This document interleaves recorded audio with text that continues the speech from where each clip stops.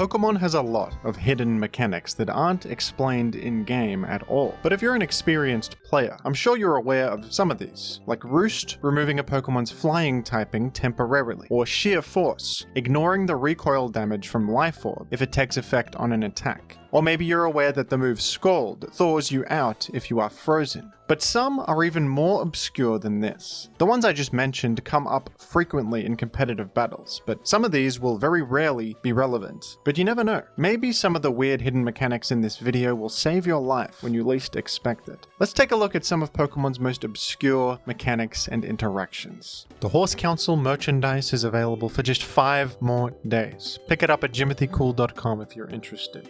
Thank you. I'm sure many of you are probably aware of the Sheer Force Life Orb interaction. Sheer Force is a fantastic ability that grants 1.3x power to moves with secondary effects, at the cost of nullifying the effect. So Sludge Wave here on Nidoking has a 1.3x damage boost, but loses its poison chance, a very small price to pay for such a significant damage boost. On top of this, if an attack is getting boosted by Sheer Force in this way, for whatever reason, Life Orb will not have its usual drawback of dealing recoil damage to you, so you get an extra damage boost on top of the one you're already getting. Very, very good interaction there, but this is basic stuff. We all know this. Did you know there's another hidden interaction associated with Sheer Force that actually might come up and lose you a game if you're not aware of it?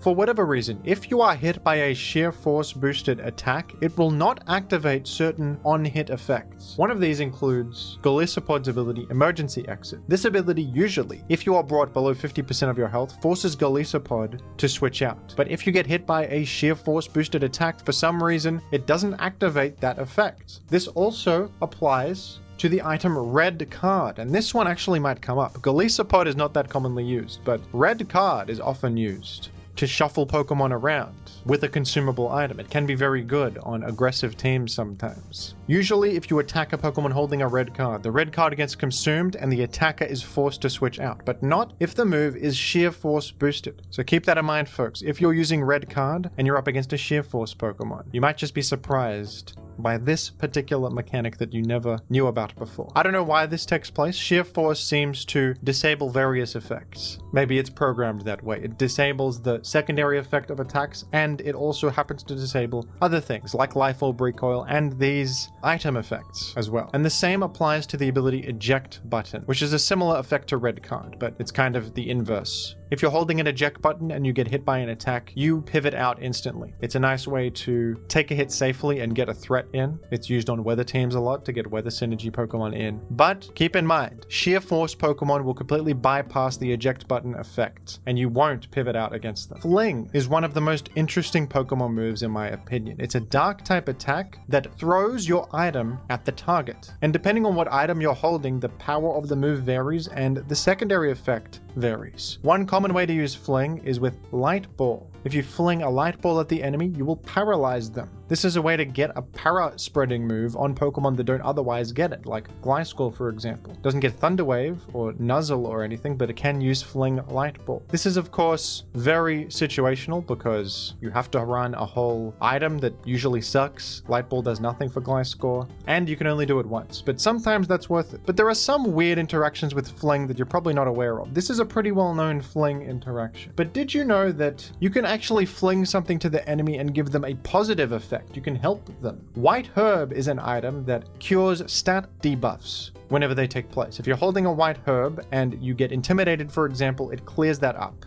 and your attack is restored to normal. But if you fling a White Herb onto the enemy, you will actually heal their negative stat stage changes as well. So if you intimidated something with Landorus, went to Gliscor here and flung a White Herb onto them, you will heal their attack debuff that you gave them. I don't know why you would ever want to do this. It's kind of funny that this even exists in the game. Perhaps in doubles, you could fling a White Herb onto your teammate to secure their stat drops. Maybe that has some value. Probably that's a lot of setup, but it could come up. And the same applies to Mental Herb. Mental Herb is an item that is consumed to cure effects like Taunt and Attract. So if something gets taunted, but it's holding a mental herb, taunt will wear off, you consume the mental herb.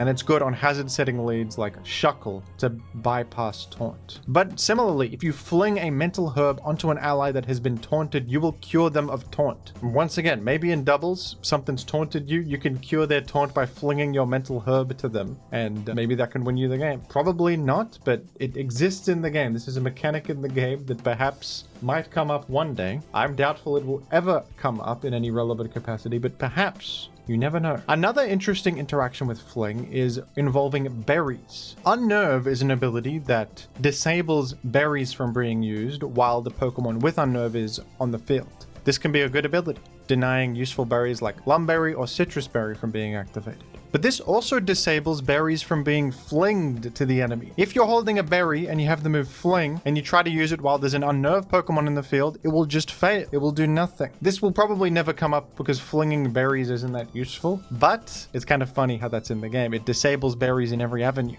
Using berries, flinging them, all berry-based activities are cancelled when Unnerve is on the field.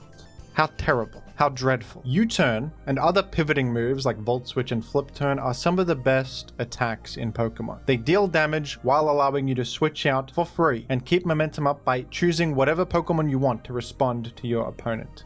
It's an incredibly powerful concept, and most Pokemon that get these pivoting moves will use them, and it's some of the safest moves you can click in Pokemon. It's just free chip damage, gaining information. It's incredible. But there is a way to cancel the pivoting effect from occurring. If you use U-turn, Volt Switch, or Flip Turn against a Pokemon holding a red card or an eject button, the pivoting effect will not happen. This is especially great with eject button, because you're kind of trapping them there when they were trying to pivot out. If you switch to a Pokemon with an eject button and the enemy uses U-turn, your eject button will activate, allowing you to switch wherever you want, but their U-turn pivoting effect will not happen at all. This is a great one to keep in mind if you're using eject button, because it can actually win you the entire game. The momentum that you get of this interaction can be enormous, awkwardly trapping their pivoter when they weren't expecting to be trapped. They thought they were going to switch out, allowing you to get a powerful threat in and seriously kick things off with some aggression. Keep this one in mind, folks. It might just win you an entire battle. The Pokemon Shedinja has the best ability in the entire series, in a vacuum at least. Wonder Guard grants a complete immunity to all moves that are not super effective. And that's an incredibly powerful effect. Of course, Shedinja balances out this mechanic by only having a single point of HP and being weak to a lot of different things. But in the world of hacked Pokemon, Wonder Guard is the best ability you can put on a Pokemon. In a world where you can hack anything onto your Pokemon, any ability you want, any moves you want, Wonder Guard is everywhere. But for whatever reason, in Gen 4 specifically, there is one move that is able to bypass this Wonder Guard interaction, and that is Fire Fang. A pretty unremarkable move otherwise, rarely ever used, but for whatever reason, Fire Fang specifically is able to hit through Wonder Guard. This usually wouldn't be relevant because Shedinja itself is just weak to fire, so it would have been hit by that anyway. In the actual legal in-game cartridge, this doesn't matter, but in the world of hacks, this is very relevant because Fire Fang is an actual attack you can use against all these Pokemon, putting Wonder Guard on themselves. So Fire Fang happens to be a great option in Gen 4 hacked Pokemon for this reason. The move Telekinesis was added to the game in Gen 5, and this is a weird move. Not really used in competitive, but it's kind of an interesting effect. What this does is for 3 turns, it will make the target float and also make it so that moves cannot miss the target. Moves are always perfectly accurate against the target. So theoretically, you could use this alongside inaccurate attacks like Focus Blast, Thunder, etc. for some synergy. Only 3 turns is very bad though. But there's an interesting interaction associated with this move. Certain Pokemon are hard-coded to be immune to this move, and these include Diglett and Dugtrio. They are completely immune to being hit by Telekinesis, and so is Palisand and Sandygast. And I think the reason they've done this is for flavor purposes, because these Pokemon appear to be emerging from the ground. They exist within the ground, and to lift them up with telekinesis would be impossible. It's kind of a fun little interaction they've included, and it doesn't say anywhere in the game that this is the case, so perhaps you'd find yourself using telekinesis against a Dugtrio and having a rude awakening when it is completely immune. Another Pokemon completely immune to being hit by telekinesis is Mega Gengar. I don't know why that is, but perhaps it has some psychic powers preventing it from being affected by such a concept. I'm not sure. Regular Gengar can be hit with telekinesis, but Mega Gengar specifically cannot be. It is a mystery that may never be solved, folks. We may never know why this is. Gravity is a mechanic that you do sometimes see in competitive. Gravity is a field effect that will, for 5 turns, make it so that all moves have 1.67 times accuracy boost. So moves are way more accurate, often fully accurate. And also, ground immunities are completely nullified. Pokemon that are flying or levitating or what have you, perhaps using a balloon, are now vulnerable to being hit by ground-type attacks. And this can be useful in doubles. You can make Hypnosis and other such inaccurate sleep moves perfectly accurate now. And of course, you can spam Earthquake against both foes. Immunity be damned, and that is a very powerful concept indeed. But gravity has a hidden interaction as well for a specific Pokemon that is quite funny in my opinion. The Pokemon Flapple, an apple-themed dragon, beautiful Pokemon design, has a move called Grav Apple. Grav Apple is just an 80 power grass-type physical attack with a defense drop associated with it. But also during the gravity effect, Grav Apple has 1.5 times power. This is of course a reference to Isaac Newton and the discovery of gravity as a concept as an apple fell onto his head. This is a pretty fun one that I never knew before. Perhaps in a random battle or something I will win off of a Grav Apple damage boost and I will feel like a genius. On the same level as somebody like Isaac Newton. One day this will come up and the world will shake to its very core. Gravity also has some other hidden interactions. There are specific moves that cannot be used in gravity and it makes sense when you look at them. One of them is High Jump Kick, which is of course thematically speaking a move where you jump into the air and then kick the enemy. And of course if gravity is being applied to the situation, jumping up into the air would be difficult indeed. So that move will not be usable in gravity at all. Same applies to regular Jump Kick, just Jump Kick, the original version, which Blaziken cannot get, but it has slightly lower power than High Jump Kick. Splash also cannot be used. I mean, this move has no competitive use, but if you wanted to use it whatsoever, you're going to have a rude awakening when gravity is active.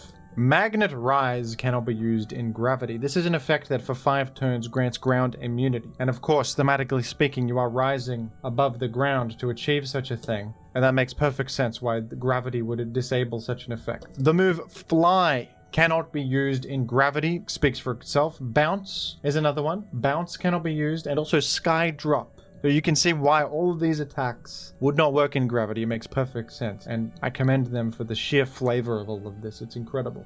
I'm really immersed in the Pokemon universe with stuff like this. There's gravity happening, and the ripple effects of the gravity are felt in every avenue of my existence. To High Jump Kick within gravity is a fool's errand, and I would never dare attempt it. I would never. And finally, we have a secret mechanic associated with the Pokemon Shaymin-Sky. Shaymin-Sky is of course an alternate form for Shaymin Regular, and it's a very different looking Pokemon. Shaymin is a wonderful hedgehog, full of life and, morally upstanding character. Shaymin-Sky, on the other hand, is more of a devious, evil creature that flinches you to death with Serene Grace Air Slash and isn't very fun. But Shaymin-Sky, due to a hidden mechanic, is able to transform back into its hedgehog form during a battle. And it's kind of a funny one because it rarely ever comes up in battle. If Shaymin-Sky gets frozen, it will transform back into the hedgehog form. This, of course, rarely happens for an obvious reason. Most moves that have a freeze chance on them, so the only way to apply freeze, are ice-type attacks, and you are ×4 weak to ice as Shaymin-Sky, so you're probably going to just faint to such moves rather than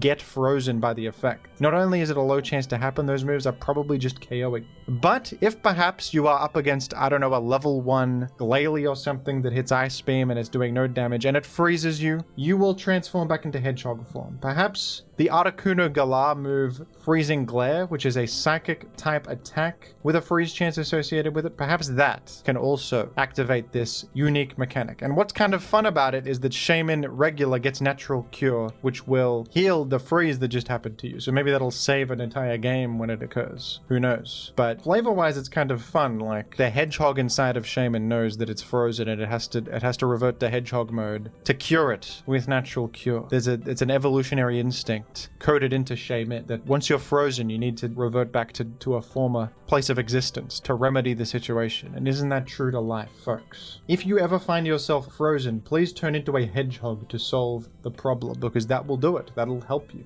And there you have it, folks. Various obscure, sometimes funny, sometimes relevant mechanics in competitive Pokemon. Most of these won't come up in battles, but you never know. Some of them might, and maybe this video will win you some games that you would have otherwise lost when you had less knowledge to your name. So thank you, folks, for listening. How many of these were you aware of? And did I miss any other fun interactions? Let me know down below, and thank you for viewing.